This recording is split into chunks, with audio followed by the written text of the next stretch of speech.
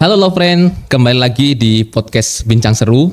Kali ini kita kedatangan tamu spesial yakni pakar haki dari Universitas Wijaya Putra yakni Bapak Dr. Andi Usmina Wijaya SMA. Selamat datang Pak Andi di podcast Bincang Seru. Oke, ketemu kembali Mas Fikri. Kali ini kita akan membahas isu yang sedang hangat di tengah masyarakat saat ini yakni masalah royalti ini. Sampai-sampai isu ini hangat membuat masyarakat tidak berani menyetel lagu di acara pernikahan, bahkan acara-acara apapun karena masalah royalti nih. Nah, di podcast kali ini kita akan mengulik tentang royalti dari aspek hukum.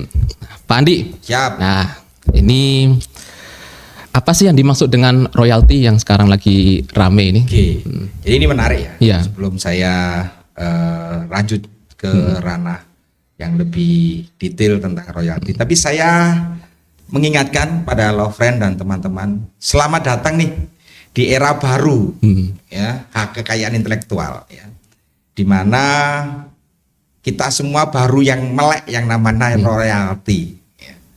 Kalau kita tahu dulu kita kurang perhatian tentang namanya royalti, baru sekarang kita lebih memberikan perhatian lebih terhadap royalti tersebut. Nah, kalau kita membahas tentang royalti, ya, kita akan membahas beberapa hak yang lainnya. Tapi sebelumnya kita bahas dulu tentang royalti. Dalam Undang-Undang Hak Cipta disebutkan royalti itu adalah imbalan, ya kan? Imbalan tanda kutip atas suatu pemanfaatan yang namanya hak cipta atau produk hak cipta, ya, di mana imbalan tersebut nanti akan disampaikan atau diberikan oleh pembayar, ya, kepada penerima yaitu pencipta atau pemegang hak cipta yang terkait. Itu adalah yang namanya royalti. Jadi royalti itu pada dasarnya adalah satu imbalan atas pemanfaatan daripada produk hak cipta atau hak cipta itu tersebut. Nah, kalau kita ngomong tentang royalti, kita tidak akan terlepas dari apa yang namanya dengan hak ekonomi. Ya. Kenapa royalti itu timbul? Karena royalti itu mesti menggunakan hak ekonomi daripada pencipta. Hak ekonomi itu apa? Dalam Undang-Undang Hak Cipta disebutkan bahwa hak ekonomi itu adalah hak yang diberikan kepada pencipta untuk mendapatkan manfaat secara ekonomi, ya kan? Nah, manfaat secara ekonomi kita tahu sendiri, kalau manfaat ekonomi berarti berhubungan dengan finansial. Bentuknya apa? Macam-macam. Pencipta itu diberikan hak untuk menerbitkan, melakukan sendiri, memperbanyak, memproduksi lebih daripada ciptaan, hasil ciptaannya tersebut. Ya, itu semuanya akan berbau dengan hak ekonomi, dan tidak lepas daripada itu adalah hak eksklusif daripada pencipta. Jadi royalti itu sebenarnya merupakan satu penghargaan, ya, kepada pencipta, ya, di mana salah satunya adalah hak eksklusifnya itu hak yang diberikan khusus kepada pencipta, tanda kutip khusus, ya, untuk melindungi daripada diri sendiri daripada pencipta tersebut. Jadi kalau penciptaan itu mau dirubah, mau diganti, dia harus izin dulu kepada pencipta baru boleh. Itu kira-kira sekelumit tentang royalti, Mas Fikri. Wah, menarik ini. Yes. Di era baru nih, ya kan? New era istilahnya kan. Nah, memang apakah lagu itu harus dilindungi sih sampai dibuat royalti itu? Nah, kita tahu ya, fakta yang di lapangan seperti yang disampaikan Mas Fikri itu, sekarang ini kalau kita ngafe, ya, kalau kita ngopi, ya, atau mungkin kita di rumah makan atau dimanapun yang biasanya kita dengar hingar-bingar, sekarang cenderung sepi. Ya. Ya. Saya pernah dapat cerita teman saya tuh di Katul itu, ya, ngafe itu sepi banget gitu, ya, nggak ada, ya, cuitan-cuitan lagu-lagu itu. Kenapa? Karena mereka takut. Pernah saya datang ke salah satu kafe, ya, yang di kota besar itu, ya. Saya tanya, ya termasuk besar lah. Saya tanya, Mbak, kenapa enggak? Dari pusatnya dilarang, Pak, karena takut. karena bayar royalti. Jadi yang di setel itu hampir nggak ada. Ya. Jadi ini merupakan salah satu hal yang ada ketakutan. Menjadi menarik, apakah lagu itu dilindungi? Kalau kita lihat dalam Undang-Undang Hak Cipta, ya, kita harus tahu bahwa yang namanya ciptaan yang dilindungi itu adalah hasil produk, hasil karya seni, ya. Seni, sastra, dan ilmu pengetahuan yang dihasilkan oleh seorang pencipta, dan itu wajib dilindungi. Nah, lagu itu termasuk dari bagian itu, baik secara ada syair maupun instrumen saja atau tanpa syair, itu harus dilindungi. Secara undang-undang memang bilang begitu. Itu Mas Fikri. Jadi memang perlindungan itu oleh Undang-Undang Hak Cipta memang benar-benar diketati lah, seperti itu. Iya. Memang menarik juga sih kalau membahas terkait dengan perlindungan.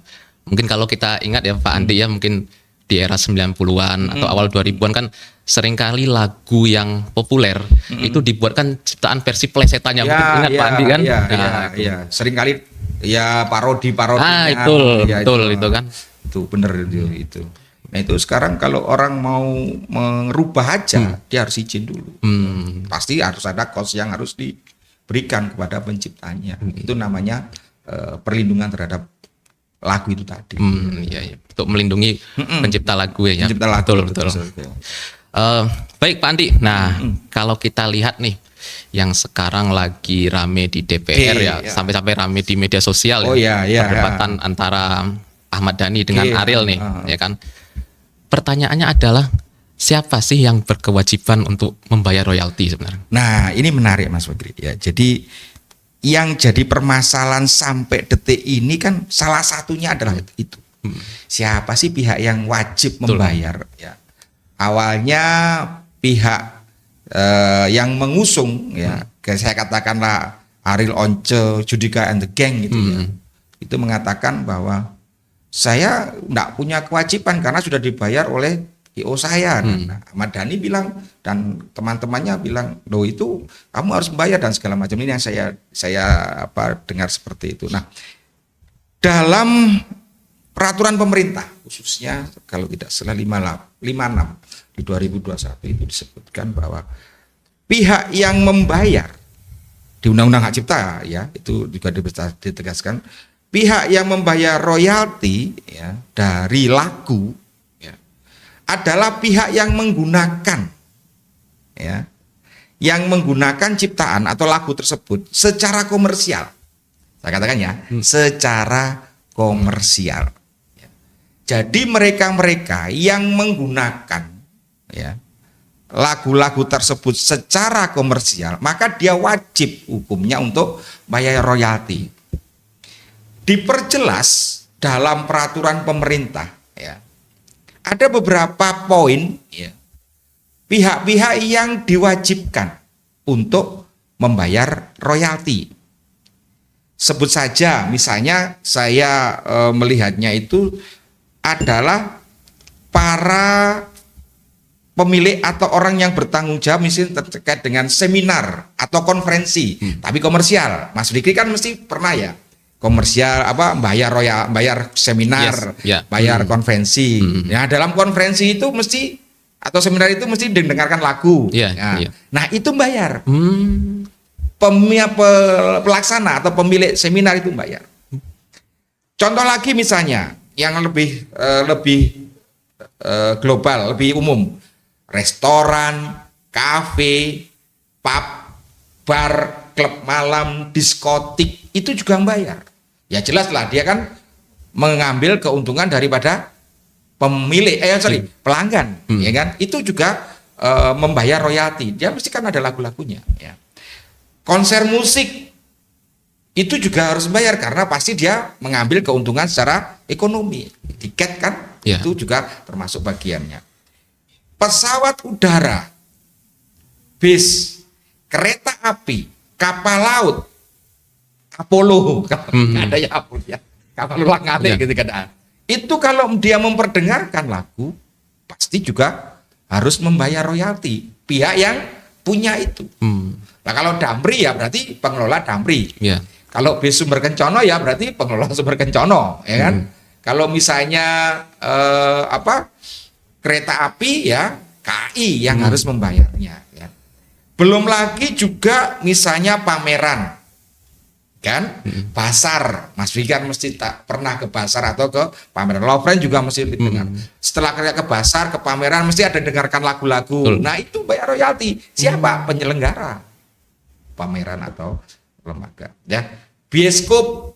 Nah, sebelum kita ke bioskop mendengarkan lihat film mesti ada lagu-lagu kan, instrumental, iya kah, pengisi suara yang waktu itu bayar royalti juga. Ya.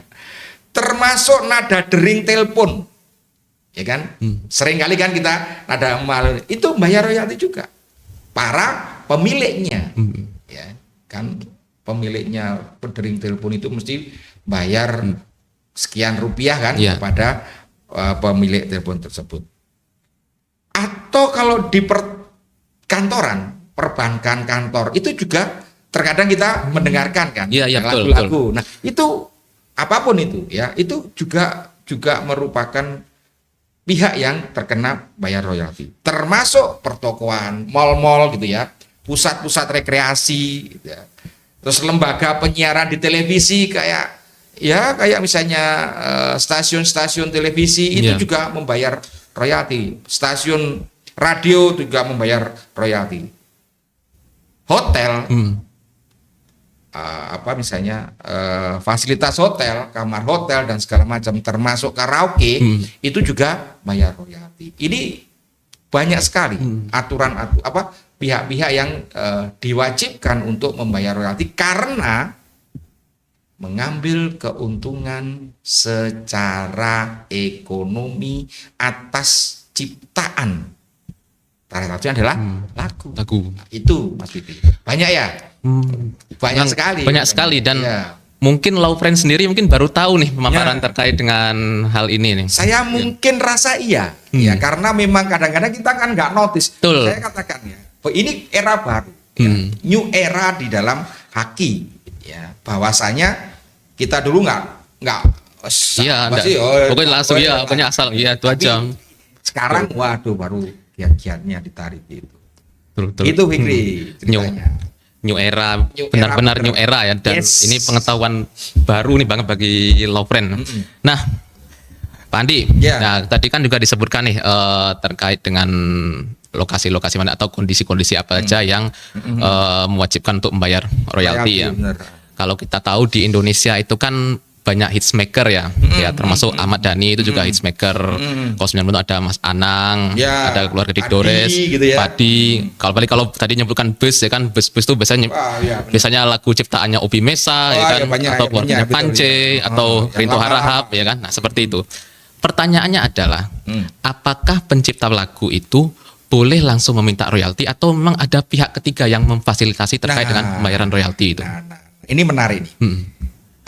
Kadang-kadang orang awam itu terkadang itu hanya sebatas lihat di YouTube, channel-channel di sosmed aja, tapi kurang mendalami tentang aturan bermainnya.